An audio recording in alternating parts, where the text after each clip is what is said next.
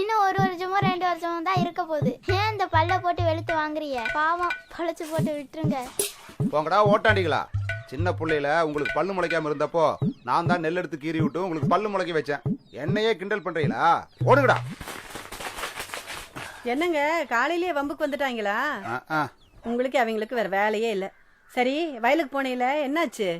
நல்லா முத்திருச்சுமா, நாளைக்கு அறுத்தரலாம். ம்.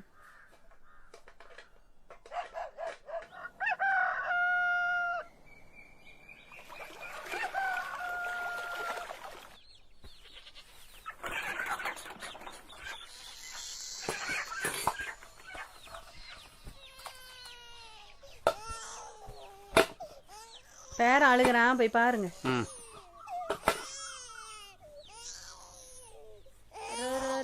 ஏமா புள்ள அழுவுறான்? தெரியலப்பா, கலந்து அழுதுட்டே இருக்கான். எங்க அழுவாதடா பேராண்டி. இந்த வருஷம் நம்ம வயல்ல விளைஞ்சிருக்கிற நெல்லுமணி அப்படியே உனக்கு பொண்ணுமணி. தாத்தா நான் இருக்கேன். நானும் இருக்கேன்ப்பா. நானும் இதோட 4வது தடவையா கேட்குறேன்ப்பா. இந்த வருஷமாவது எனக்கு ஒரு கீபோர்டு வேணும்ப்பா. ஆமாப்பா, தம்பி நல்லா பாடுறான். மியூசிக் கிளாஸ் போகணுமா?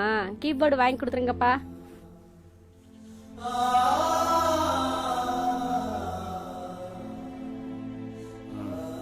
சரிம்மா, எப்பவும் என் பிள்ளைங்க சந்தோஷம்தான் எனக்கு முக்கியம். பேரனை அழுவாம பாத்துக்க. நான் வயலுக்கு போயிட்டு வந்துடுறேன்.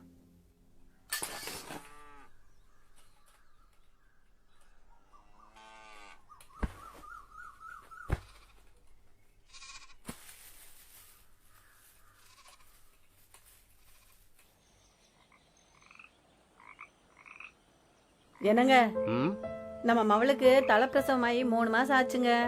நம்ம பேரனுக்கு ஏதாச்சும் நகை வாங்கி போட்டு தாயும் புள்ளையும் மாப்பிள்ளை வீட்டுக்கு அனுப்பி வைக்கணுங்க. அதுதான் பெரிய கவலையா இருக்கு. சரி புள்ள, இந்த வருஷம் அறுவடை முடிச்சதுமே வேலை அதான் புள்ள. எனக்கு ரொம்ப நாளா ஒரு ஆசைங்க. என் மேல தானே? ஆமா, இவர் பெரிய மன்மதர் ஆசா.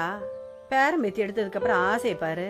பேரம் பேத்தி எடுத்ததாலதான் நான் பெரிய மன்மதன், இல்லாட்டி சின்ன மன்மதன். நீங்க தான் மெச்சிக்கணும். அதான் இந்த உலகத்துக்கே தெரியுமே. காலமெல்லாம் ரேஷன் அரிசி தான் சாப்பிடுறோம். இந்த வருஷமாச்சு நம்ம வயனெல்லாம் பொங்கி சாப்பிடணும்.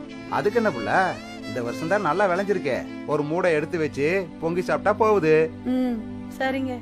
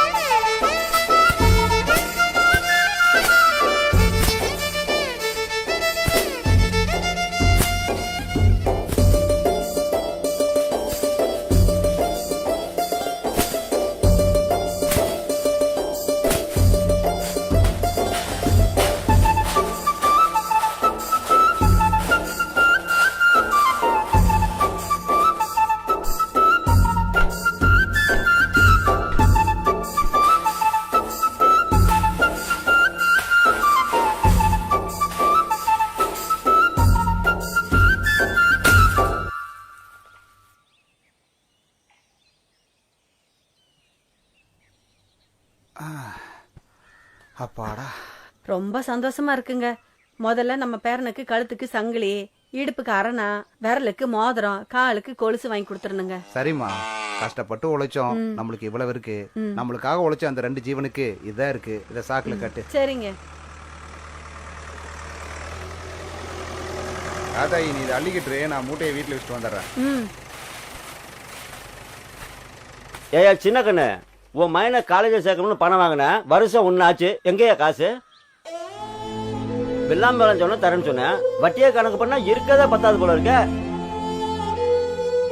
இதுக்கு தான் அப்பவே சொன்னேன், நீ ஏன் கஷ்டப்படுற, எதுக்கு உன் மைனுக்கெல்லாம் படிப்பு? வேலைக்கு அனுப்புனா உனக்கு ஒத்தாசையா இருப்பான்ல. உன் மைனை படிக்க வைக்கணும், சொத்தை வித்தாலும் பத்தாது. உன் பையன் படிப்பு தான் உனக்கு சொத்துன்னா இந்த வயல உனக்கு தேவையில்லையே. இப்போ ஒண்ணு கெட்டு போல, ரோட்டோரம் தான் வயம் இருக்குது, பிளாட் போட்டு வித்தோம்னா நல்ல விலைக்கு போவோம். வேணாயா, இது என் பரம்பரை சொத்து, எனக்குன்னு இருக்கிறது இது ஒண்ணுதான். இதையும் வித்துட்டு என்னால இனிமே சொத்து சேர்க்க முடியாது. சொத்து சேர்க்காட்டியும் பரவாயில்ல, கடனை வாங்கி சேர்க்காத. கொடுத்த காசுக்கு வட்டி கூட வேணாம், முதலுக்கு இருக்குதுல பாதி ஏத்து.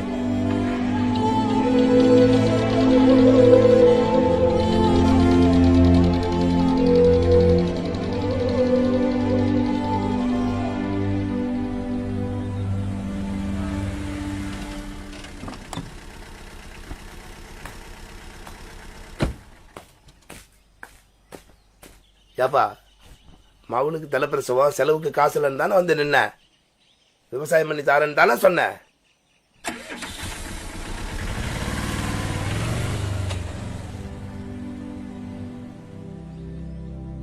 என்னங்க இப்படி ஆயிருச்சு?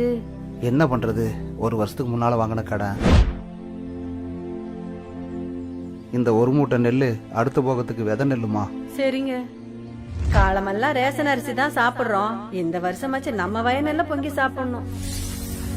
என்னங்க என்னையே பாத்துட்டு இருக்கீங்க? கவலைப்படாதீங்க, அதான் விதை நெல் இருக்க. மறுபடியும் வட்டி கடனை வாங்கி நம்ம பேரனுக்கு நகையை செஞ்சு போட்டு நம்ம மயம் கேட்டதையும் வாங்கி கொடுத்துருவோம். அடுத்த போகத்துல அந்த கடனை வட்டியோட திருப்பி கொடுப்போம். கஷ்டப்பட்டாலும் அன்றாடம் காய்ச்சி குடிக்கிறவங்கள ஏழைன்னு சொல்றாங்க. நம்ம அடுத்த வேளை கஞ்சிக்கு வாங்கின காசை அடுத்த போகத்துல தான் கொடுக்கறோம். அப்ப நம்மள என்ன சொல்றது? போங்க, இந்த வேதனைல வீட்டுல வச்சுட்டு வாங்க. இந்த ஒரு மூட்டையா அடுத்த வருஷம் 50 மூட்டையா ஆக்கிடுவோம். சரி புள்ள.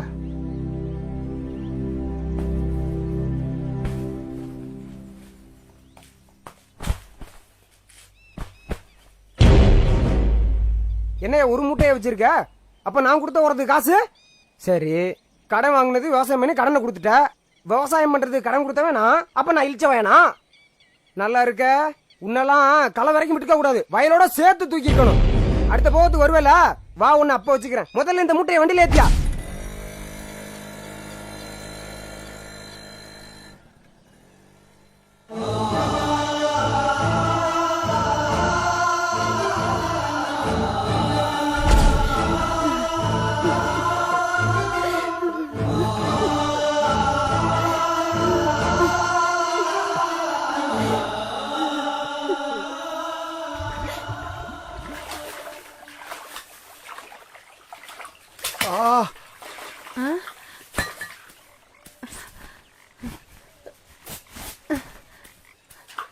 என்னாச்சுங்க? உங்ககிட்ட இருக்கிற நல்ல துணி இது ஒண்ணுதான், இதையும் கிழிச்சிட்டியே புள்ள. உங்களை விட சேலை எங்க முக்கியம்? கிழிஞ்சு தானே போச்சு, வீட்டுல போய் தைச்சுக்கிருவோம். ஆனாப்புல நல்ல துணி மணி உனக்கு எடுத்து கொடுக்க முடியலையே புள்ள. அதெல்லாம் வேணாங்க, இருக்கிறத துவைச்சு தச்சு கட்டிக்கிட்டாவே போதும். இனிமே நமக்கு என்ன, எல்லாம் நம்ம பிள்ளைங்களுக்கு தான். அதுலயும் என் மூத்த புள்ள தான் எனக்கு முக்கியம். நான் சொன்ன மூத்த புள்ள நீங்க தான். காட்டுலயும் மேட்லயும் என் கூட சேர்ந்து கஷ்டப்பட்ட ஜீவன் நீ, உன்னைய சந்தோஷப்படுத்தி பார்க்க முடியலையே புள்ள. அப்படியெல்லாம் சொல்லாதையா, எனக்கு புடவையெல்லாம் வேணாம். ஒரே ஒரு பாவாடை தான் மாத்தி மாத்தி கட்டிக்கிறேன், ஒரு உள்பாவாடை மட்டும் எடுத்துக்கூடியா. இந்த போகம் விளைஞ்சதுமே முதல்ல உனக்கு ஒரு நல்ல துணிமணி எடுத்து கொடுக்கணும்.